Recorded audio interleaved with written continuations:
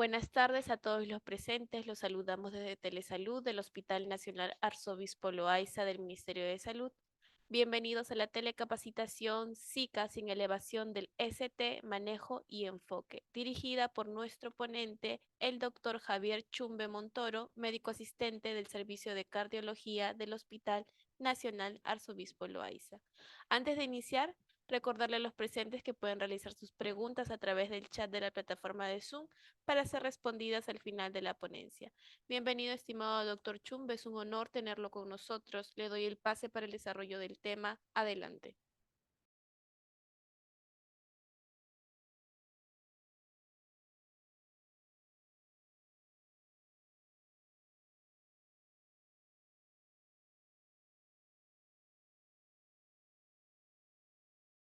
Bien.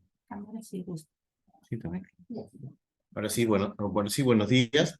Buenos días con todos. Es un gusto poder compartir el día de hoy algunas conversaciones sobre el síndrome coronario agudo sin elevación del ST. Básicamente vamos a enfocarnos en la charla de hoy basándonos en la guía de manejo de síndrome coronario agudo publicada por la Sociedad Española de Cardiología en el 2020. En esta charla basaremos nuestra charla de hoy. Nos parece una guía bastante completa en la que nosotros podemos no solamente establecer lo que ya se sabe y lo que se aplica actualmente en síndrome coronario agudo, sino que también podremos plantear las dudas de lo que queda por conocerse, de lo que queda por investigar y lo que queda por determinar como válido en el manejo del síndrome coronario agudo sin elevación del ST.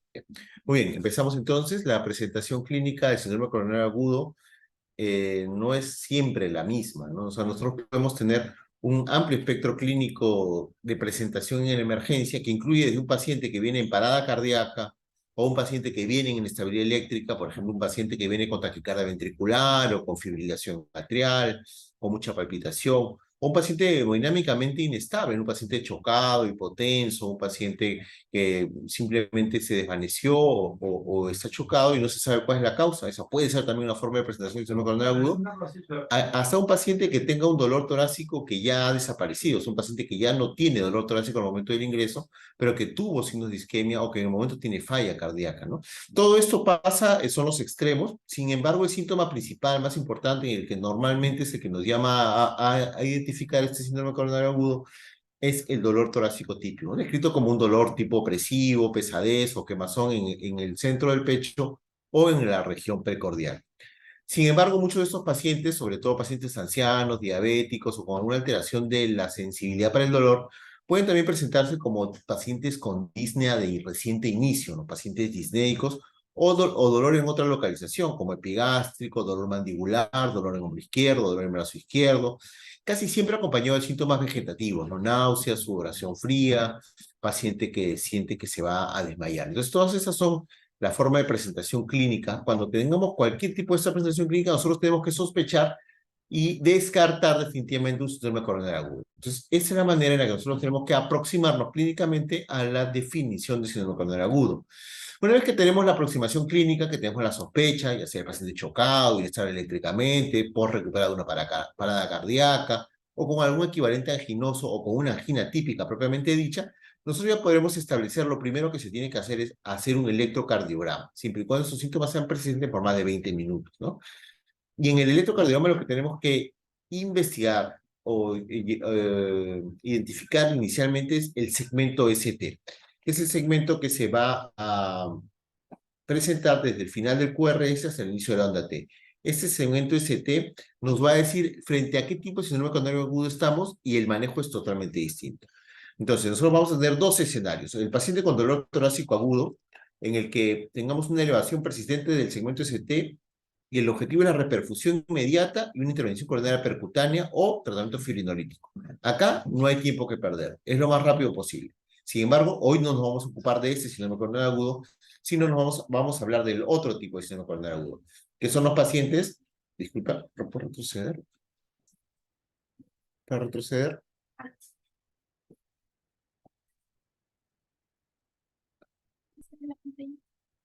Ahí, ok. Vamos a escribir el otro tipo de pacientes, que son los pacientes que no tienen cambios electrocardiográficos de ST, sino una pueden tener una elevación transitoria del segmento ST, o una depresión transitoria o persistente del segmento ST, LST para abajo, o una inversión de la onda T, o simplemente ondas T planas o pseudo normalizadas. Un paciente que tenía onda T negativa y se pseudo normaliza. Aunque un gran porcentaje de esos pacientes, que puede ir de 10 a 20%, pueden tener un electrocardiograma normal, y a pesar de eso, tener síntomas de isquemia, ¿no? Un electrocardiograma con las derivaciones convencionales normal, ¿no? Ahí, en ese sentido, tenemos que pedir la posibilidad de hacer otras derivaciones, ¿no? Las derivaciones posteriores o las derivaciones de ventrículo derecho. En ese caso también tenemos que pedir esas derivaciones y que tenemos un electrocardiograma entre comillas normal, pero la clínica nos dice que estamos frente a un síndrome coronario agudo. ¿Cómo ha evolucionado el síndrome coronario agudo sin elevación del ST en los últimos años? Ha aumentado, definitivamente ha aumentado.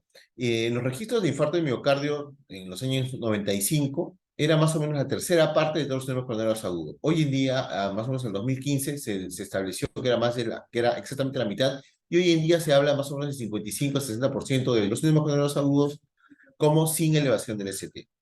El uso temprano de la angiografía en ese 1995 del 9%. O sea, solamente el 9% entraban a cateterismo cardíaco. Hoy en el mundo, no estamos hablando de nuestra realidad, pero en el mundo, al 60% más o menos de los pacientes entran a una coronariografía temprana en ese tipo de pacientes. Y la intervención coronaria percutánea ha aumentado de un 12% a un 67%, prácticamente quintuplicándose. Entonces, ¿qué ha pasado con esto? La consecuencia más importante de estos cambios fueron la reducción de la mortalidad a los 6 meses de 17 a 6%, que será la mortalidad de 6 meses en este tipo de síndrome coronario agudo, con las intervenciones actuales, con los fármacos que tenemos, que vamos a pasar a discutir en este momento. Entonces, la electrocardiografía en síndrome coronario agudo tiene que tener una aproximación más o menos ordenada.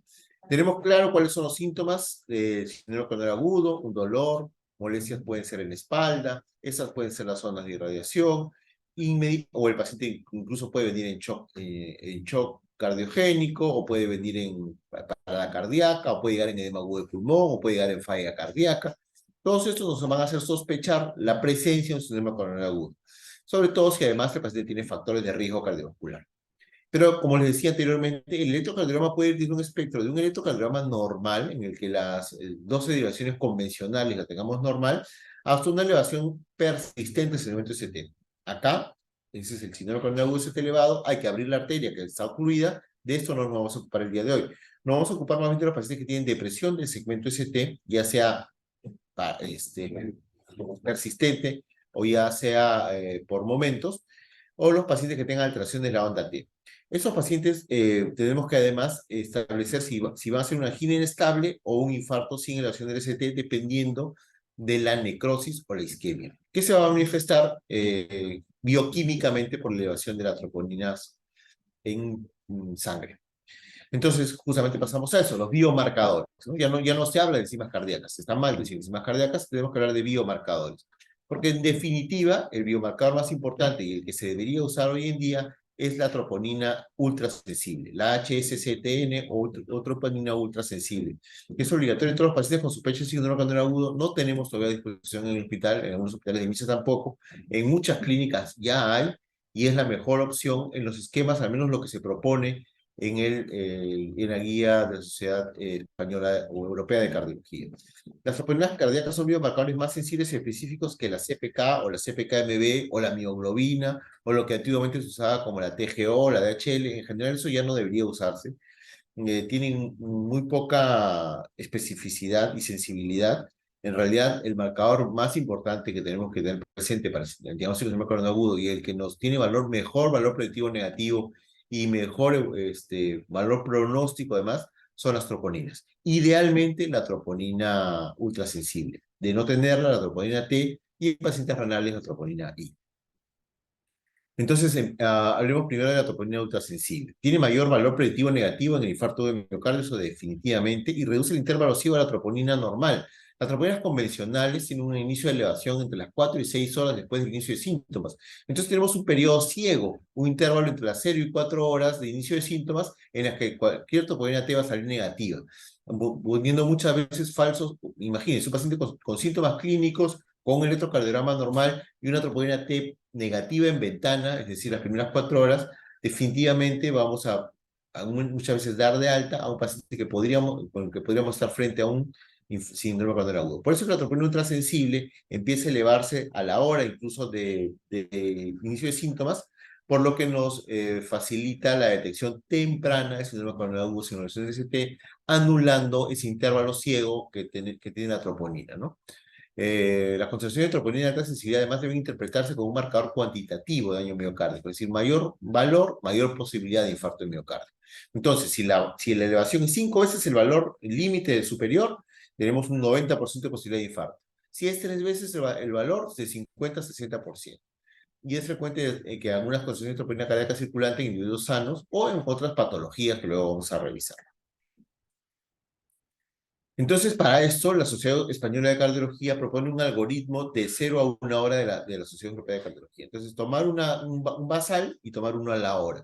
Y si esto se eleva, se duplica, más aún si se triplica o quintuplica, como vimos anteriormente, el diagnóstico está prácticamente dado. Siempre y cuando tengamos un electrocardiograma con su sugestivo de alteración isquémica del miocardio y además tengamos una clínica compatible o sugerente de síndrome coronario agudo.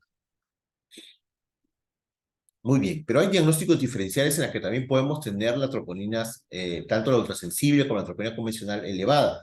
Por ejemplo, tenemos el caso de la miopericarditis. La miopericarditis que está que ha aumentado su incidencia después de los casos de COVID-19, o las miocardiopatías, sobre todo la miocardiopatía hipertrófica y la dilatada, pueden venir a veces con síntomas inespecíficos, molestias precordiales y sobre todo con disnea, y estos pacientes pueden tener las biomarcadores positivos, pero tenemos ahí que hacer un seguimiento electrocardiográfico y un monitoreo de la elevación de la troponina, ¿no? Esas enfermedades tienen una elevación de la troponina, pero suele ser plana, no hacen curva, ¿no?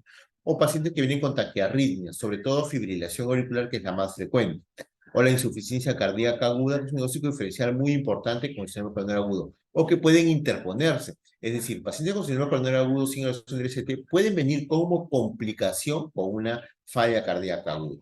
Tenemos que saber distinguir ambos casos o saber entender que muchas veces vamos a tener ambos síndromes juntos, es decir, una falla cardíaca aguda y un síndrome coronario agudo de ST elevado, lo cual aumenta el riesgo de mortalidad intrahospitalaria y hace que nosotros tengamos que manejar ambas patologías al mismo tiempo. Pacientes con urgencias hipertensivas también, ya sea una emergencia o una urgencia hipertensiva.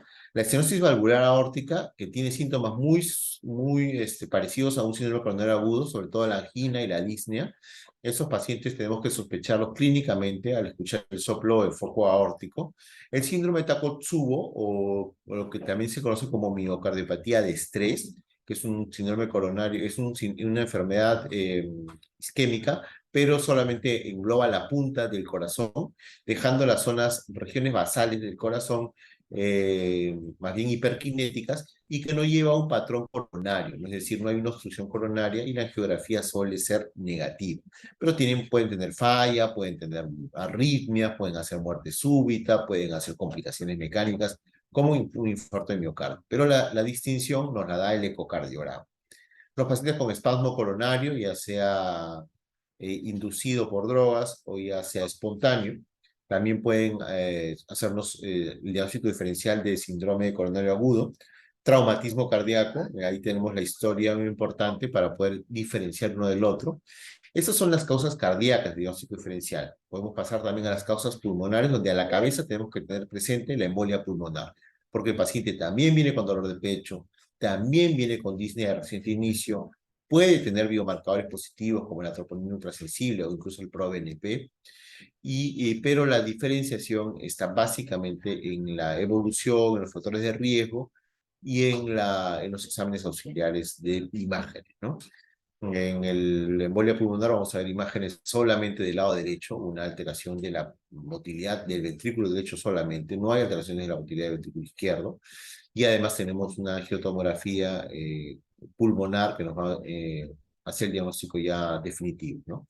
Los pacientes con neumotoras de atención son menos frecuentes, mucho menos frecuentes que el embolio pulmonar, pero tenemos que tenerlo presente y se puede distinguir bastante bien en un examen clínico, ¿no? Un miocardio vesicular abolido, con timpanismo aumentado, ¿no? La disección aórtica es un diagnóstico importante en el diagnóstico diferencial de síndrome coronario agudo en ambos, en el ST elevado y en el ST no elevado. El dolor es más intenso, el dolor es más clásicamente presente en la región retroesternal y la irradiación es casi siempre la región interescapular hacia la espalda. Eh, Hay que tenerlo presente en la sospecha con la placa de tórax con el intestino superior ensanchado. Tenemos que tener claro que algunos de ellos van a tener el antecedente ya de un aneurisma aórtico. O sea, te van a decir, o sea, yo tenía un antecedente de un aneurisma aórtico. Hay que establecer también la sospecha bajo la posibilidad de tener un soplo diastólico en foco aórtico o en general un soplo en foco aórtico, porque los pacientes con lesión de aorta, sobre todo los de lesión de aorta Stanford A, pueden tener una insuficiencia valvular aguda producto de la dilatación del anillo aórtico que se puede producir por una disección o decolación de la íntima en la aorta ascendente. La disección aorta es debe ser fundamentalmente diferenciada porque la disección de aorta es un manejo totalmente distinto, ¿no? Y además con una mortalidad intrahospitalaria más alta que el síndrome coronario agudo y de manejo muchas veces quirúrgico a las primeras horas. Desde el punto de vista gastrointestinal, la esofagitis, sobre todo el espasmo esofágico y el reflujo esofágico agudo. Las úlceras pépticas y gástricas también se han diferenciado en algunos tipos de pacientes. La pancreatitis y la colecistitis, porque también se acompañan de síntomas vasovagales y además tienen una irradiación peculiar. Trastornos osteomusculares es un poco más un poco distinta a la prestación clínica, pero también tenemos casos, la costocondritis sobre todo, es muy frecuente en mujeres perimenopáusicas, ya sea con antecedentes de enfermedades osteomusculares o no, afecciones de la columna cervical también, y otros que no son pocos, herpes zóster, sobre todo en los dermatomas que están en la región pectoral, paciente que te dice que le duele, y con el examen clínico pues se establecen las lesiones dérmicas clásicas del herpes zóster, ¿no? Y pacientes con anemia que pueden presentarse cuando la anemia es severa, sobre todo por la poca entrega de oxígeno al miocardio, pueden tener hacer isquemia, tener angina y tener también un síndrome de coronario agudo o un infarto de tipo 2, ¿no? Que es la anemia. Muy bien, y ahora pasamos a lo que nosotros llamaremos los tratamientos farmacológicos, y ahí lo vamos a dividir en dos tipos, básicamente, el tratamiento antiisquémico y el tratamiento antitrombótico. El tratamiento antitrombótico, básicamente, va a estar determinado por algunos factores importantes que tenemos que tener presentes a la hora de decidir cuál va a ser el tratamiento antitrombótico ideal para el paciente. No es siempre una receta de cocina, no es todo igual para todos los pacientes. Hay que individualizar al paciente de acuerdo a las características como edad, sexo, historia de eventos isquémicos o hemorrágicos previos, importante para poder determinar cuál es su riesgo isquémico, pero sobre todo, y dando hincapié en los últimos años, su riesgo hemorrágico, ¿no? Porque, ojo, muchas de las drogas que vamos a revisar ahora tienen un aumento del riesgo hemorrágico, ya sea hemorragias menores o hemorragias mayores. La presentación clínica es un síndrome coronario crónico o un síndrome coronario agudo, y si es un síndrome coronario agudo, si es un ST elevado o un ST no elevado, ¿no? Tenemos que tener claras las comorbilidades, sobre todo si hay fallo renal por la depuración de las drogas, si hay diabetes, si están en enfermedad arterial periférica, sobre todo después del estudio COMPAS, si el paciente tiene una falla cardíaca crónica o aguda, ¿no? Yo pondría acá también si tienen fibrilación auricular, que también es importantísimo reconocer al paciente que tenga fibrilación auricular o que sea portador de prótesis mecánicas cardíacas, ¿no? Porque también nos va a decir qué tipo de droga vamos a utilizar en los pacientes con manejo antitrombótico. Muy bien. Por otro lado, también la medicación concomitante en necesidad de tratamiento anticoagulante oral, como le decía anteriormente, fibrilación auricular, portadores de prótesis mecánicas cardíacas, ¿no? Y aspectos del procedimiento, si va a ir a intervención coronaria percutánea, si va a ir a cirugía de bypass aortocoronario, si cuando se hace intervención coronaria va a tener un acceso radial, un acceso femoral, si va a ser un tratamiento invasivo conservador, si va a entrar las primeras horas a cateterismo o después. Todo eso vamos a revisar y de acuerdo a eso vamos a establecer cuál va a ser nuestro tratamiento farmacológico inicial antitrombótico, ¿no? Teniendo presente las bases fisiopatológicas, teniendo presente cuál es el riesgo isquémico del paciente y teniendo presente cuál es el riesgo hemorrágico. Cuando hablamos de cuál es el riesgo isquémico, es decir, cuál es el riesgo de que la arteria se ocluya totalmente, porque, ojo, si estamos frente a un ST no elevado, estamos claramente frente a un paciente que tiene una oclusión parcial de la arteria coronaria epicárdica. Sin embargo, el riesgo de que se ocluya totalmente y que se genere una necrosis transmural del miocardio con una mayor morbilidad o incluso complicaciones mecánicas, es lo que tenemos que evitar. Y por otro lado, y balanceando la ecuación, está el riesgo hemorrágico del paciente. Los pacientes con riesgo hemorrágico son los pacientes que tenemos que tener presente a la hora de poder elegir el tratamiento trombótico ideal. Y en este cuadro nosotros podemos resumir desde el punto de vista fisiopatológico cuáles son los objetivos de tratamiento farmacológico que tenemos que tener presente. Empezando por entender que la génesis del síndrome coronario agudo se presenta en el ateroma del endotelio de las arterias coronarias epicárdicas, en la gran mayoría de pacientes. El ateroma de la arteria coronaria va a sufrir una disrupción, una ruptura, un accidente, una pérdida de la continuidad del endotelio, en el que vamos a tener la activación del factor tisular. Ese factor tisular va a promover la cascada de coagulación, generando el pasaje de la protrombina por el factor 10A a la trombina. Y la trombina estimulando el paso del fibrinógeno a fibrina. La fibrina va a ser la que va a enlazar las plaquetas unas a las otras a través de los receptores GP2B3A, produciéndose la red de trombo que va a ser conformada por las plaquetas y la fibrina. Entonces, en toda esta cascada nosotros tenemos la posibilidad de actuar con diferentes fármacos. No todos los fármacos son para uso agudo, sino con el agudo, entonces se pueden ir enseñando cómo va la fisiopatología. Por ejemplo, los antagonistas de la vitamina K, en el que nosotros tenemos actualmente la única droga es la warfarina, van a actuar en los factores vitamina K dependiente, inhibiendo la cascada de coagulación. Por su inicio tardío de efecto, nosotros no lo utilizamos en síndrome coronario agudo porque demora de 3 a 5 días recién en lograr objetivo terapéutico, por lo tanto se puede usar en anticoagulación crónica, pero no lo usamos normalmente en anticoagulación aguda. Por otro lado están los antagonistas del factor 10A, el factor 10 activado, que son los llamados NOACs o nuevos anticoagulantes orales, el apixaban, el rivaroxaban. El edoxaban no lo tenemos en el petitorio nacional, no ha llegado al Perú todavía, pero sí tenemos apixaban y rivaroxaban como anticoagulantes llamados directos, porque inhiben directamente el factor 10A, que inhibe el paso de protrombina a trombina. Pero también tenemos estos mismos inhibidores del factor 10A del tipo parenterales, que son la enoxaparina y el fondaparinol. Y por otro lado tenemos un antitrombínico, a través de la formación de la antitrombina 3, la heparina no fraccionada, y también la vivalidurina, que también son parenterales, y el dabigatran, que es otro nuevo anticoagulante oral, pero que actúa como antitrombínico. Luego, en el paso de del fibrinógeno, nosotros podemos tener la utilización de lo que se llaman los fibrinolíticos, pero que, ojo, en síndrome coronario agudo sin los NST no están indicados, más bien están contraindicados. Por eso es que no lo ponemos en este gráfico. Por otro lado, y en la parte inferior del gráfico, tenemos los antiagregantes plaquetarios, ¿no? O los llamados antiagregantes, o los antiplaquetarios también, ¿no? Y en el síndrome coronario agudo, sin acción del ST, se utiliza una terapia antiplaquetaria doble, TAP-D, terapia antiplaquetaria doble, en la que sí o sí, por el momento y hasta ahora lo que nos dice la evidencia, tiene que estar el ácido acetilsalicílico como inhibidor de tromboxano A2 que inhibe la activación plaquetaria, pasaje de las plaquetas inactivas a plaquetas activas, porque una plaqueta activa significa que es una plaqueta que expresa el receptor GP2B3A, y al expresar el receptor GP2B3A, la plaqueta está lista para ligar la fibrina y de esa manera plegarse a otra plaqueta y formar el trombo que va a ocluir finalmente la arteria coronaria. Entonces, nosotros lo principal es evitar este pasaje de plaqueta inactiva a activa a través de la inhibición del tromboxano A2.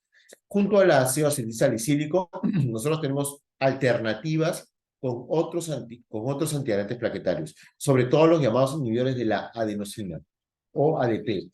En ese grupo tenemos las tianopiridinas, el clopidogrel, el prasugrel, el ticagrelor y el cangrelor, que está en rojo porque es una droga parenteral. Tenemos 3 drogas orales, el clopidogrel, muy conocido, el prasugrel, que al momento no lo tenemos en el hospital, y el ticagrelor, que tampoco está en petitorio, pero es de mucho más fácil acceso y que sí lo venimos usando en los pacientes con síndrome coronario agudo. Por otro lado, cada vez son menos usadas las drogas que son inhibidores directos de la GP2B3A, que son el etifibatide, el tirofiban y el axicimab. Hace unos 10 años más o menos estaban más en guías, lo veníamos usando con más frecuencia, pero hoy en día ha disminuido su uso por alto riesgo hemorrágico y bajo beneficio antiisquémico. Tiene su lugar todavía en las guías que vamos a especificarlo más adelante, pero por el momento su uso ha disminuido de manera ostensible. Estos antiadherentes plaquetarios, entonces dijimos, lo que van a hacer es evitar la expresión o van a bloquear ya de manera directa el inhibidor GP2B3A, que es la manera más rápida en la que el paciente va a tener la capacidad de formar un trombo cuando la plaqueta activada se una a la fibrina. ¿Y cuál debería ser el algoritmo para manejar esa terapia antiplaquetaria doble, ¿no? ¿Cómo podemos hacer para manejar la terapia antiplaquetaria doble? En un paciente con síndrome coronario agudo sin elevación del ST o ST no elevado, ya tenemos claro que no está elevado el ST está deprimido, el electrocardiograma es normal, ya tenemos una troponina ultrasensible positiva, el paciente con síntomas clínicos, tenemos que elegir en heparina no fraccionada, que es la droga de primera elección como anticoagulante, o enoxaparina en segundo lugar, o vivalidurina, lo cual no tenemos en tercer lugar. Entonces, heparina no fraccionada o enoxaparina, ¿no?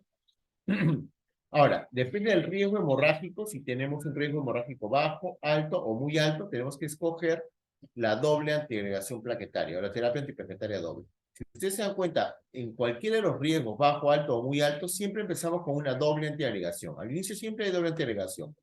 Si el paciente tiene un bajo riesgo hemorrágico, podemos empezar con aspirina y prasugrel, aspirina y ticagrelor, o aspirina y clopidogrel, en este orden. Prasugrel, ticagrelor. Por ahora no tenemos prasugrel en la mano, pero si tenemos ticagrelor, y lo que sí hay en el CIS es el clopidogrel. Por eso es que nosotros más usamos el clopidogrel.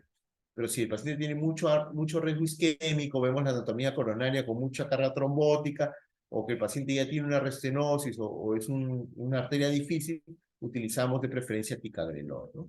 Si el riesgo isquémico es un poco más, es bajo, pero es un poco más que alto, entonces nosotros podemos usar ticagrelor de frente. Ahora, los pacientes no van a tener de por vida esta doble antiagregación. Idealmente es hasta 12 meses y luego podemos pasar depende de si el paciente sigue con riesgo isquémico, podemos seguir solamente con prasugrel o con ticagrelor nada más, ¿no? Y en los pacientes que tienen un alto riesgo isquémico, puede ir de frente a partir de los 3 meses, hemorrágico digo, pueden ir con ticagrelor nada más. En los pacientes que tienen riesgo hemorrágico alto o muy alto, la combinación debe ser aspirina y clopidogrel en este tipo de pacientes. La diferencia es que la doble antiagregación sea por un mes en pacientes con riesgo alto y en pacientes con muy alto, disculpen, y en pacientes con riesgo alto hasta 3 meses. Luego solamente seguimos con aspirina en pacientes con riesgo hemorrágico alto y en pacientes con riesgo hemorrágico muy alto, clopidogrel. En conclusión, utilizamos un anticoagulante, heparina no fraccionada en primer lugar, enoxaparina en segundo lugar y vivalidurina como tercera opción, junto a una terapia antiplaquetaria doble, que inicialmente puede ser aspirina y ticagrelor idealmente en pacientes con riesgo isquémico, con alto riesgo isquémico y bajo riesgo hemorrágico, y aspirina y clopidogrel en pacientes que tienen riesgo hemorrágico alto o muy alto. Muy bien. El tratamiento antiadherente plaquetario anticoagulante tiene estas drogas y con estas dosis, ¿no? La acetylsalicílico salicílico, la dosis de carga es de 150 a 300, idealmente 300 masticada. No tenemos la presentación de vía endovenosa. Y la dosis de mantenimiento es 75 a 100. Tenemos la presentación de 100 miligramos nada más en el CIS. En el Perú hay presentación de 81. No hay presentación de 75 en el mercado. El clopidogrel la carga es de 300 a 600. Ya hay presentación de 300. Pero la dosis de mantenimiento es 75 una vez al día. Si el paciente viene agudo, tienen que darle de 4 a 8 tabletas de clopidogrel como dosis de carga. El prasugrel, que no tenemos tampoco, la dosis de carga es de 60 miligramos y el mantenimiento 10 miligramos una vez al día, ¿no? Y también se pueden hacer algunos arreglos con el peso, con la edad, pero que bueno, no vale la pena mucho definirlo porque no tenemos el prasugrel en la mano. El ticagrelor que sí lo tenemos, viene en presentación de 90 miligramos y se dan 2 tabletas juntas como dosis de carga y luego 90 cada 12 horas como dosis de mantenimiento. No hay que ajustar la dosis en falla renal. El cangrelor, que tampoco lo tenemos en el Perú, que es el único de los inhibidores de la P2Y12, o sea, el inhibidor de la adenosina, se puede dar en bolo endovenoso de 30 microgramos por kilo, seguido de una infusión de 4 microgramos kilo minuto durante un mínimo de 2 horas. y es ideal mientras dure el procedimiento de intervención coronaria percutánea, ¿no? Esta es una droga que es muy interesante, pero que por el momento nosotros no la tenemos a la mano, ¿no? Los inhibidores de GP2B3A no vamos a usar mucho porque tampoco lo utilizamos y no tenemos mucha, no tenemos la droga todavía actualmente en el petitorio.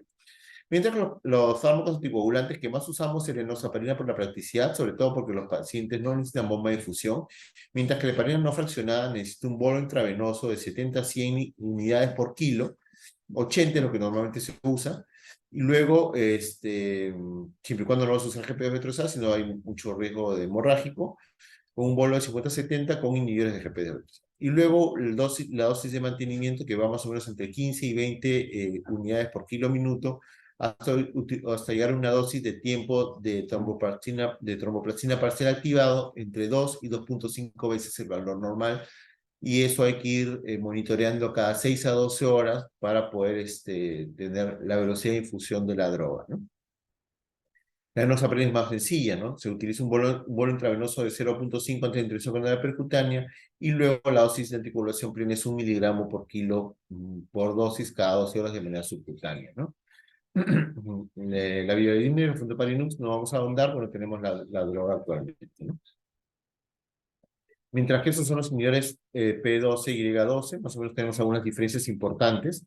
Quizás la más importante es que no tienen ajuste de dosis en indicación renal, no hay ajuste de dosis. Y los pacientes tenemos a la mano el clopidogrel como primera opción, el ticagrelor como segunda, el prasugrel no lo tenemos a la mano todavía, ¿no?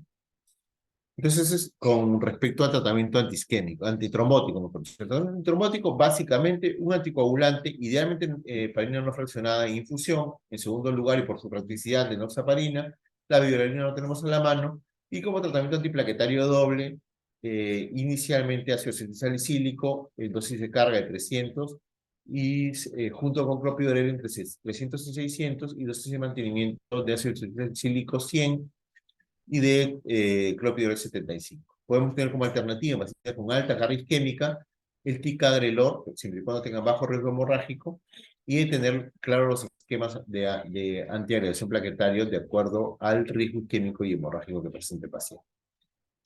¿Cuáles son los fármacos antiisquémicos en la fase aguda de los ST elevados? Nitratos. Los nitratos, ya sea endovenoso o sublingual de nitratos, utilizamos normalmente la nitroglicerina en ampollas, con bloqueadores, con inicio de beta bloqueadores, ¿no? Sobre todo para disminuir el trabajo cardíaco y disminuir el consumo de oxígeno miocárdico. Son con indicación clase 1C. Bloqueadores beta hay que continuar a no ser que el paciente esté en falla cardíaca descompensada. En esos casos sí tenemos que tratar de no tomar beta bloqueadores o al menos suspenderlos mientras el paciente esté muy congestionado o en choque cardiogénico. Están recomendados los nitratos endovenosos para pacientes con hipertensión y que además tienen signo de falla cardíaca. Claro, en el contexto de un síndrome coronario agudo sin elevación del ST. Si el paciente hemos establecido que tiene una angina vasoespástica, ya sea por un puente, ya sea por vasoespasmo coronario, se considerará tratamiento con bloqueador de canal de calcio, siempre y cuando no haya disfunción sistólica severa, ¿no? En lugar de beta bloqueadores. Ahora, ¿cómo es el tratamiento antitrombótico cuando el paciente tiene además fibrilación auricular? Importante, porque en la fibrilación auricular el paciente tiene que tener un anticoagulante, ya no por el tiempo corto, ¿no? Porque quizás eso nos faltó decir, el tratamiento anticoagulante solamente es de 5 a 7 días, ¿no? En cambio, el tratamiento antiagregante plaquetario sí queda, como habrás visto, hasta por un año, e incluso en pacientes puede llegar hasta más tiempo, ¿no? Incluso a pacientes con un antiagregante hasta de por vida. En cambio, el anticoagulante es solamente de 5 a 7 días, con algunas excepciones, como los pacientes fibriladores o portadores de válvulas protésicas. En pacientes fibriladores, sobre todo si son fibriladores no valvulares, sometidos a intervención coronaria percutánea, ya sea en un síndrome coronario agudo sin elevación de ST, tenemos estrategias de acuerdo a su riesgo hemorrágico. La estrategia estándar, el riesgo hemorrágico alto y el riesgo isquémico alto. Si nosotros, la primera semana en el hospital, el tratamiento es triple, ya sea un APO o sea rivaroxaban, apixaban, dabigatran, más una terapia antiplaquetaria doble, que es una ácido acetilsalicílico más un inhibidor del P2 y Y12, que podría ser clopidogrel, ticagrelor o prasugrel. Si luego de la semana, y ya para irse de alta a la casa, el paciente con un riesgo estándar tendrá un tratamiento doble. Normalmente un NACO más un antiagregante, no hay una evidencia clara de cuál deba ser. Puede ser de acuerdo a la preferencia del paciente, a la preferencia del médico, o lo que más tengamos disponible. Sin embargo, si el riesgo hemorrágico es alto, el tratamiento doble más un antiagregante plaquetario solamente será de 4 meses, acá es de 12 meses. ¿No? 4 meses. Y luego solamente se mantendrá ya sea el apixaban, el rivaroxaban o el dabigatran. Mientras que en pacientes con riesgo isquémico alto hay tratamiento triple hasta por un mes, es decir, podemos utilizar, por ejemplo, rivaroxaban, aspirina y clopidogrel. Y luego de eso, tratamiento doble, un solo anticoagulante plaquetario. En estos casos de riesgo hemorrágico alto, lo ideal es un anticoagulante con clopidogrel, que es lo ideal en los pacientes con fibrilación auricular. Es decir, rivaroxaban y clopidogrel es un buen esquema en pacientes con riesgo hemorrágico alto los 4 primeros meses y luego solamente mantener al paciente con nada. Muy bien. Entonces, hemos dicho al inicio de la charla que los pacientes con síndrome coronario agudo con elevación del ST son pacientes que tienen la premura, la urgencia de realizar una desobstrucción de la arteria coronaria epicardia. Es decir, ya sea por un método farmacológico, fibrinolíticos, o ya sea por un tratamiento percutáneo mecánico, es decir, una angioplastia, el paciente tiene que, las primeras 6 horas idealmente, entrar a la sala de hemodinámica para abrir la arteria. En ese sentido no hay discusión. Pero ¿cómo debe ser el tratamiento invasivo en los pacientes con síndrome coronario agudo sin elevación del ST? En este tipo de pacientes nosotros tenemos que estratificar su riesgo isquémico. Y de acuerdo a la estratificación de riesgo isquémico, el tratamiento invasivo será más o menos urgente en ese tipo de pacientes. Entonces, ¿cómo se estratifica el riesgo de esos pacientes? Lo ideal es hacerlo con el score clínico. Ya en esta última guía solamente se valida el score de Grace. Se habla de riesgo alto cuando el Grace es más de 140. Eso lo pueden cargar en cualquiera de sus celulares o de sus tablets. Ahí se puede establecer el score Grace. No es sencillo hacerlo en cualquier paciente. Y de acuerdo a esta flujograma, nosotros vamos a tener la aparición de los síntomas y tenemos dos centros. Si el centro tiene intervención coronaria percutánea a la mano o si no tiene intervención coronaria percutánea a la mano, ¿no? En ese sentido, si el paciente no tiene intervención coronaria percutánea a la mano y el paciente es de muy alto riesgo, hay que trasladarlo inmediatamente a un centro con intervención coronaria percutánea. Y si es de alto riesgo, trasladarlo el mismo día, hay 24 horas para hacerlo. Si el riesgo es bajo, se puede hacer una invasión selectiva, manejo, estabilización del paciente y luego ya referirlo con mayor tranquilidad al día siguiente o los 2 días. ¿Y qué criterios clínicos dan la etiqueta de riesgo muy alto o alto? Aquí está. Los pacientes con riesgo muy alto son identificados por inestabilidad hemodinámica. Paciente que tiene lactato alto, oligoanuria, hipotensión arterial sostenida a pesar de estar hipovolémico, es decir, un paciente que está en pre o en shock cardiogénico.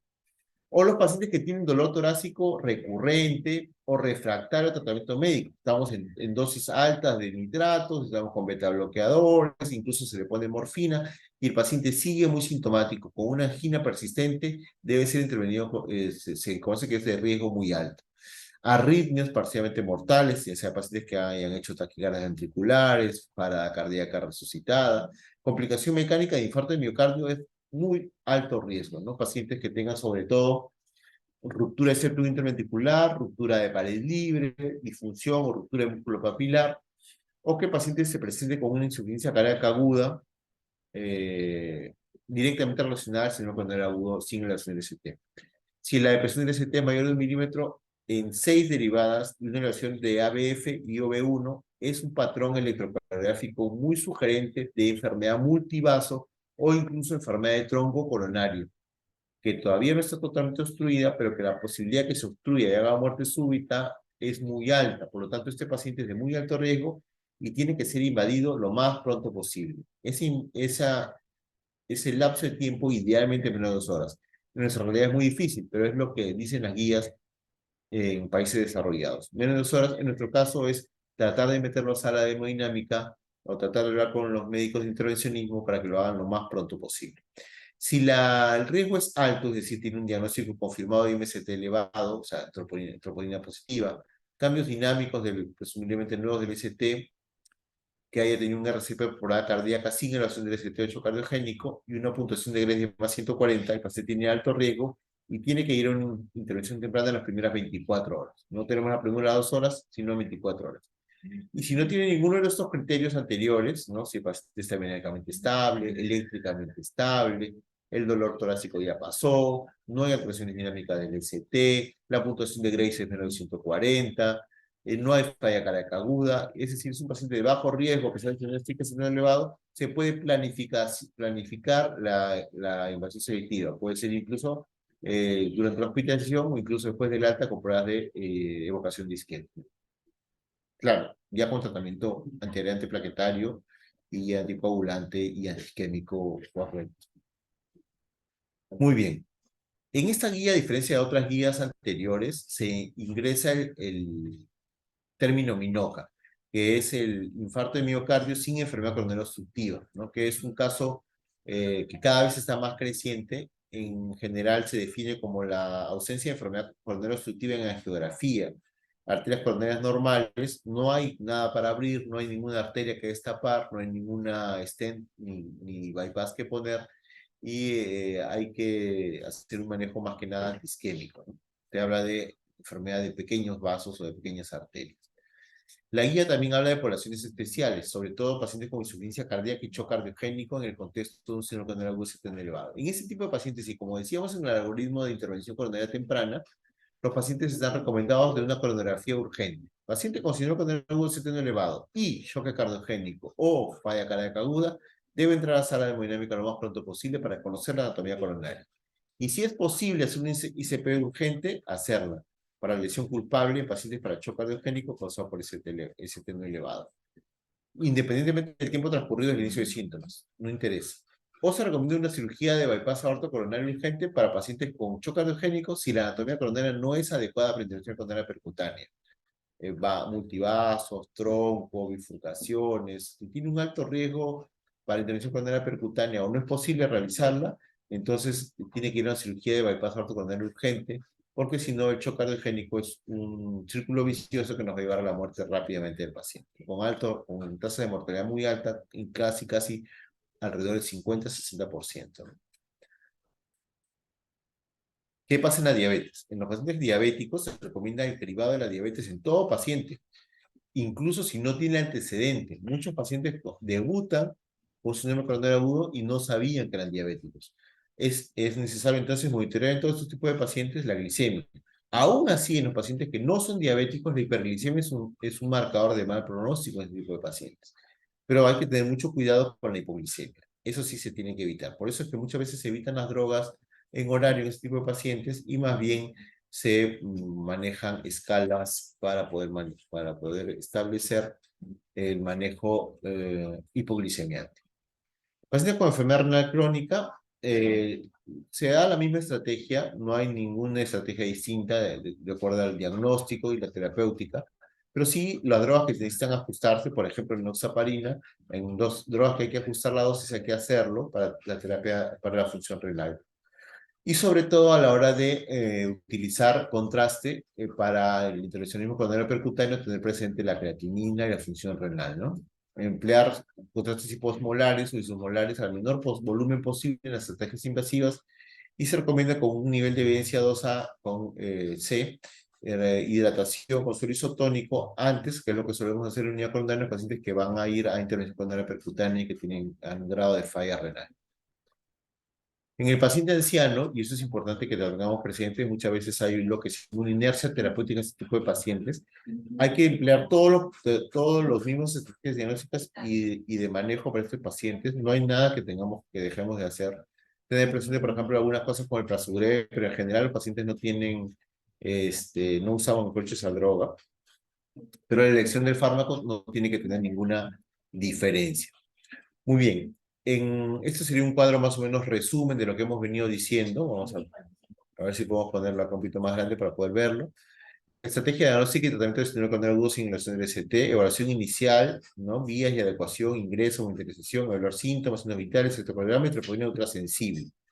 Imágenes no invasivas en algunos casos, sobre todo si tenemos troponina negativa, la clínica no muy clara y electro normal, podemos pedir un angioten coronario. y de acuerdo a eso decidir si el paciente va a unidad coronaria, inestable hemodinámicamente, eléctricamente, en choque cardiogénico, complicación mecánica, si puede ir a piso, si tiene un bajo riesgo, si puede quedar en observación porque los exámenes no son concluyentes, o si tiene una troponina negativa, ultrasensible, en el protocolo 0 a 1 o 0 a 2, y que tiene las imágenes coronarias negativas, se saldrá de alta de cardiología, a buscar otra etiología o simplemente pasar por consultorio, ¿no?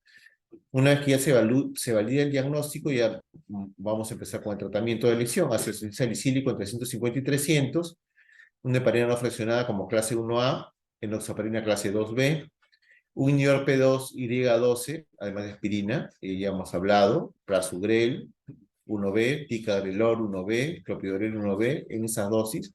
Idealmente prasugrel que no tenemos, ticagrelor que tenemos, pero lo que más utilizamos es el clopidogrel que sí lo tenemos, ¿no? Como le decíamos, el inhibidor endovenoso, que es el cangrelor, en el momento de intervención coronaria percutánea, endovenoso, pero sobre todo durante el procedimiento, ¿no? Y si el paciente tiene alergia a algunos de estos medicamentos, o no puede, o hay alguna manera de que no se puede utilizar inhibidores de P2 y E12 orales o endovenosos, recién en ese momento se podría considerar la utilización de inhibidores de la P2B3A, apiximab, cepifibatide o tirofiban en el manejo del síndrome coronario agudo, pero cada vez se usa menos, ¿no? Y por otro lado, lo que decíamos, ¿no? Más allá de estabilizar la placa, estabilizar el trombo, utilizar, ojo que nos estamos olvidando acá, no decía, pero eso queda claro que tenemos que utilizar estatinas de alta intensidad, atorvastatina entre 40 y 80 miligramos, o rosuvastatina entre 20 y 40 miligramos se debe utilizar en el síndrome coronario agudo, independientemente de los valores de colesterol y LDL en sangre, ¿no? Después de que ya estamos estabilizado al paciente, que ya tenemos clara el riesgo isquémico, el riesgo hemorrágico, tenemos que decidir la estrategia invasiva frente a invasiva selectiva o planificada, ¿no? Invasiva inmediata, ya dijimos, menos de 2 horas, en esos casos, invasiva temprana, en 24 horas, o invasiva selectivamente, podemos utilizar imágenes no invasivas como angioten coronario, por ejemplo, ¿no? Y revascularización a favor de intervención coronaria percutánea, un solo vaso, especialidad clínica, o a favor de la cirugía de bypass aorto coronario, diabetes, enfermedad multivaso compleja, enfermedad multivaso con disfunción del ventrículo izquierdo, o si el paciente tiene complicación mecánica, la cirugía, la intervención o la revascularización o estrategia de revascularización preferida es la cirugía de bypass aorto coronario, porque además va a haber que reemplazar ya sea una válvula, ya sea reparar un defecto de pared, ya sea drenar un hematoma pericárdico por una ruptura para el libre, ¿no? Entonces, la cirugía de bypass aortocoronario tiene indicación todavía en síndrome coronario agudo, no todo es intervención coronaria percutánea, ¿no? Y luego en el alta hospitalaria y tratamiento posterior tenemos que tener presente las estrategias de tratamiento antiplaquetario doble, ¿no? Ya sea durante 12 meses, durante un mes, durante 4 meses, y de acuerdo a su riesgo hemorrágico, riesgo isquémico y a las comorbilidades que el paciente tenga, es decir, si tiene fibrilosis auricular, si tiene necesidad de anticoagulación crónica, crónica por ya sea fibrilación atrial o por tener una válvula protésica o por alguna otra condición como antecedente de trombosis venosa o tromboembolia pulmonar, ¿no? Claro está que el control lipídico con estatinas, o ya sea más sin o con ezetimiba, los niveles de PKS, K9 todavía no lo tenemos en el Perú, no tenemos ninguna experiencia con eso. Y obviamente estrategias de estilo de cambio radical del estilo de vida, ¿no? Cesación del tabaco, dieta a base de verduras, ejercicio y idealmente bajar de peso y evitar lo que es el consumo de grasas saturadas, ¿no? Pero qué lagunas hay todavía en evidencia, porque si bien es cierto, tenemos claro algunas cosas, hay cosas en las que todavía no tenemos muy clara la situación, ¿no? Por ejemplo, no está claro si tenemos la estratificación de riesgo de los pacientes basada en el modelo multivariable mejora los resultados clínicos. Es decir, si bien es cierto, tenemos el modelo de Grace y tenemos algunos criterios clínicos que nos dicen que el paciente es muy alto riesgo, no hay todavía un score muy claro en el que podamos ceñirnos, ¿no? Entonces, debería ser una asignación aleatorizada de pacientes con un algoritmo de tratamiento basado en escala de riesgo calculada en el punto de atención al tratamiento habitual, que sea más fácil. Una calculada de riesgo que nos sea más útil para poder definir de manera más clara en el primer nivel de atención qué pacientes van y cuáles no van, ¿no? Para nosotros es más o menos sencillo, tenemos muchos de estos pacientes, poder definir clínicamente quién va y quién no, pero no siempre se puede hacer en todos los pacientes, ¿no? Ahora, ningún estudio controlado, autorizado, evaluado específicamente la utilidad de una estrategia basada en modelos de predicción de riesgo, ¿no? Entonces también hay que hacer eso, ¿no? Ahora, estrategias de tratamiento médico, no tenemos muy claro el pretratamiento de un inhibidor P2Y12, si es útil o no es útil, ¿no? Antes de entrar con la radiografía, ¿no? Los bloqueadores beta también ahorita están en entredicho, sobre todo en pacientes que tienen fraccionación preservada, entonces habría que evaluar eso también. Y sobre los biomarcadores también, ¿no? Muy bien. Con respecto al tratamiento a largo plazo, en la estrategia, o mejor dicho, las lagunas que podemos tener al respecto, es necesario determinar los programas de entrenamiento más adecuados al sistema canal agudo, es decir, cuál debe ser su rehabilitación. Hay que determinar si los niveles de la neprilicina van a ser útiles o no, todavía no hay claro, y yo diría también los niveles de SGLT2 también. Hay muchos estudios corriendo al respecto. ¿Cuál es el impacto de las valvulopatías? Tampoco hay estudio de valvulopatías en el programa coronario. Por ejemplo, tenemos pacientes con estenosis aórtica, estenosis mitral. Hay que ver cómo debe ser el manejo de esos pacientes, ¿no? Específicamente. ¿Y qué de nuevo en esta edición de la guía con respecto al 2015? Básicamente lo que estamos acá notando, ¿no? Los pacientes, o algunos cambios solamente sutiles, otros más claros. Por ejemplo, como alternativa al algoritmo 0,1, está recomendado el uso del algoritmo de 0 horas a 2 horas para toma de troponina sensible. No se ha recomendado el pretratamiento sistemático con inhibidor P2Y12, no hay evidencia todavía de eso. Para el tratamiento con FA, tras un corto periodo de terapia triple, hasta unas semanas del evento agudo, es recomendado el tratamiento doble con estrategia estándar, con una dosis recomendada para la prevención de ictus y un antiagregante plaquetario oral, preferiblemente con lesión ciclopidogrel, que puede ser hasta 4 meses o un mes, dependiendo del riesgo hemorrágico es alto o muy alto, ¿no? Luego, tener claro que la puntuación de Gray más de 140 nos dice que el tratamiento debe ser antes de las 24 horas, es tratamiento invasivo, y si hay inestabilidad clínica o eléctrica, hasta 2 horas, y se puede considerar la reoperación completa durante la intención coronaria percutánea inicial, sobre todo en enfermedad multivaso o en complicación mecánica, ¿no? Es básicamente lo mismo. Muy bien, entonces eso ha sido, creo, un resumen de la guía y una estrategia de manejo que tenemos que tener en pacientes con síndrome coronario agudo, sin elevación del ST. Yo creo que hemos podido abarcar todo el manejo intrahospitalario y el manejo de seguimiento posteriormente, ¿no? Esa es básicamente la revisión que quería compartirles. Estoy abierto a las preguntas o sugerencias que puedan tener al respecto. Muchísimas gracias y felicitaciones, doctor. Su ponencia se ha desarrollado de forma clara. ¿Podría, por favor, brindarnos alguna otra recomendación final? En los pacientes con síndrome coronario agudo sin elevación del ST, entonces la palabra más importante es estratificar el riesgo, conocer qué tipo de pacientes tenemos. No todos los pacientes van a tener que entrar a intervencionismo coronario percutáneo inmediatamente. Algunos vamos a tener que hacerlo rápidamente en las primeras 2 horas, otros van a tener que entrar a las 24 horas, y con otros podemos tener la tranquilidad de manejarlo los días siguientes, hacer otras imágenes, hacer otras pruebas, y de esa manera poder establecer la anatomía coronaria con mayor tranquilidad. Otra cosa importante, no se trombolice a estos pacientes, no se trombolice si es un elevado, aumenta el riesgo de muerte. Y siempre la antigradación plaquetaria doble y la anticoagulación con una sola droga. Nuevamente agradecerle y felicitarle, doctor Chumbe, por tal extraordinaria ponencia y agradecemos a los participantes que se conectaron y los invitamos a suscribirse a nuestro canal de YouTube. Nos pueden encontrar como Hospital Nacional Arzobispo Loaiza. Ahí podrán ver nuevamente las telecapacitaciones y tele-IEC. De igual manera pueden escribirnos en los comentarios otros temas de interés que les gustaría que se tocaran próximamente. Y con nosotros sería hasta una próxima telecapacitación. Muchísimas gracias, doctor.